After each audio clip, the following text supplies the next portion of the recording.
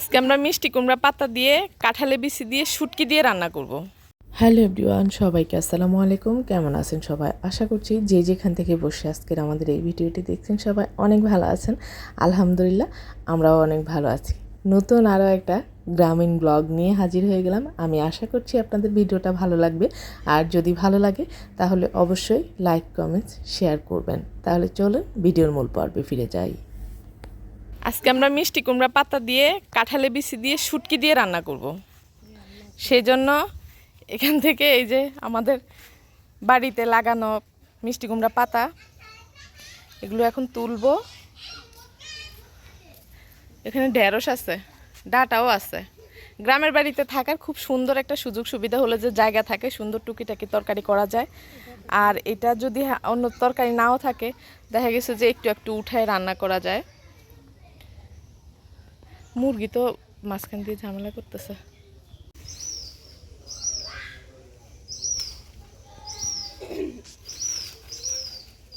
এসব পাতা ঢাকা শহরে পাওয়া যায় কখনো না। এগুলো অরিজিনাল অরিজিনাল। আহাত নাও, আজকে অনেক মজার তরকারি রান্না করবো।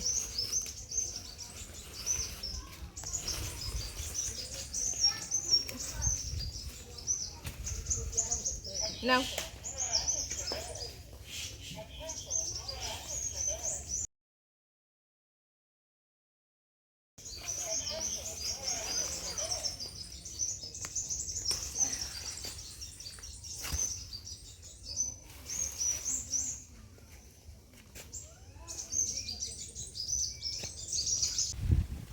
আমাদের শাক কাটা শেষ। মরিচ আছে তো, আমাদের শাক কাটা শেষ। মরিচ কোথায় কয়টা? হ্যাঁ নাও, আমাদের শাক কাটা শেষ। এখন আমরা শাকগুলা কাটবো, কুটবো আর কি। এই যে আমাদের শাক নিয়ে আসছি আমরা এখানে, এখন এগুলো কাটবো। শাক কাটা হচ্ছে। গ্রামের বাড়িতে থাকা সুবিধা দেখছেন, অনেক সুবিধা, অনেক। যারা শহরে থাকেন সবাই কিন্তু বঞ্চিত হইতেছে এইসব সুবিধা থেকে।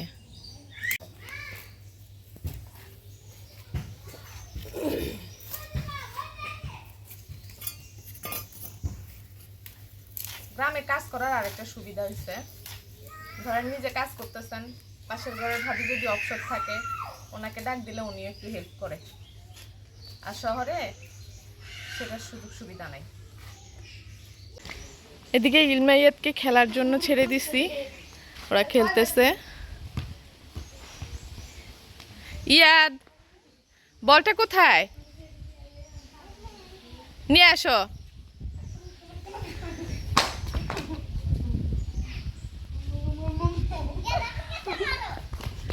গ্রামে সুবিধা হলো বাচ্চাদেরকে একটু ছেড়ে দেওয়া যায়, খেলা যায় উঠানে, সেদিক দিয়ে মায়েরা অন্যান্য কাজগুলো কমপ্লিট করতে পারে।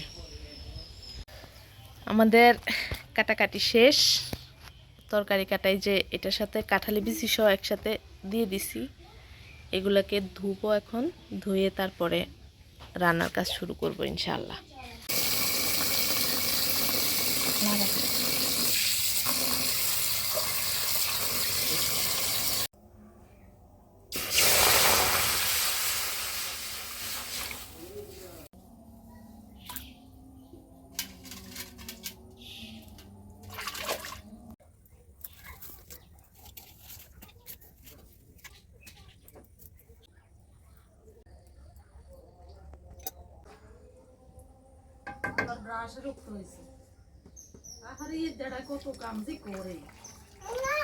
জি মা, ওকে।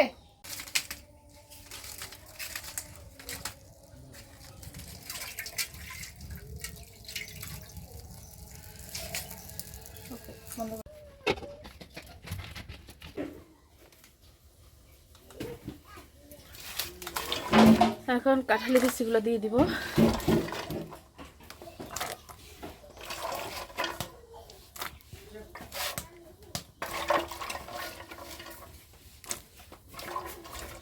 কই গেছে?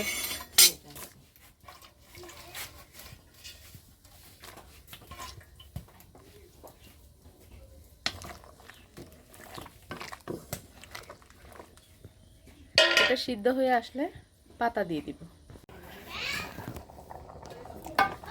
এগুলা বলক চলে আসছে, কষে গেছে মোটামুটি। আমি এভাবে একবারে পানি দিয়ে বসাইছি কারণ যেন শুটকির কাঁচা গন্ধটাও না থাকে আর খেতেও ভালো লাগবে এভাবে রান্না করার পরে। জি মা, তোমার বাবা পুকুরে ঘাটলা গেছে কিনা দেখো, দেখে আসো, কিন্তু তুমি পুকুরে নামবা না। ওই যে তোমার বাবা এদিকে মনে হয়।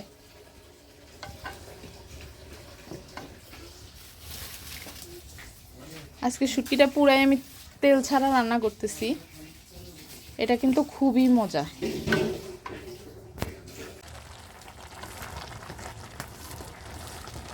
সব পাতা মিশে যাচ্ছে, এটা রান্না করলে অল্প একটু হয়ে যাবে।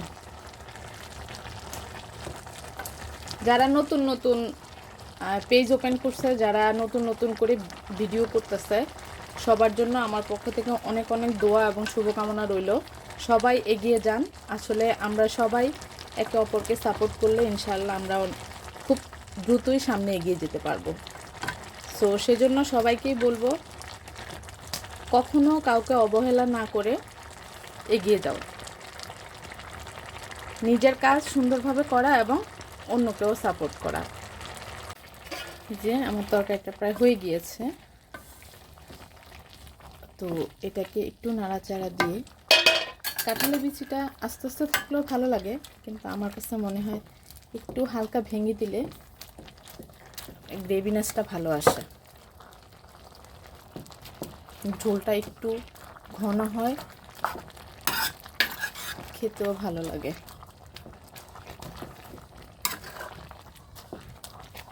এ পর্যায়ে একটু লবণটা দেখে নিব। লবণটা একটু কম হয়েছে, তো এখানে একটু লবণ দিয়ে দিব। আমি এটা সব সময় করি যে লবণে প্রথমে একটু কম দিই, লবণ ঝাল এটা প্রথমে আমি একটু কম দিই, কারণ লবণ ঝাল এই দুইটা জিনিস এবং হলুদ এই তিনটা জিনিস বেশি হয়ে গেলে পরবর্তী সময়ে কমানো যায় না। তাই আমি সব সময় লবণটা আর ঝালটা একটু কম দিই, তারপরে গিয়ে হলুদের পরিমাণটা তাও বোঝা যায়, কিন্তু ঝাল এবং লবণের পরিমাণটা একটু কম দেই, কম দিয়ে পরবর্তী সময় দেখে বাড়ায় দিই। এটার ঝোলটা আরও কমে যাবে, কমে তারপর এটা মাখা মাখা হবে, অনেক ভালো লাগবে।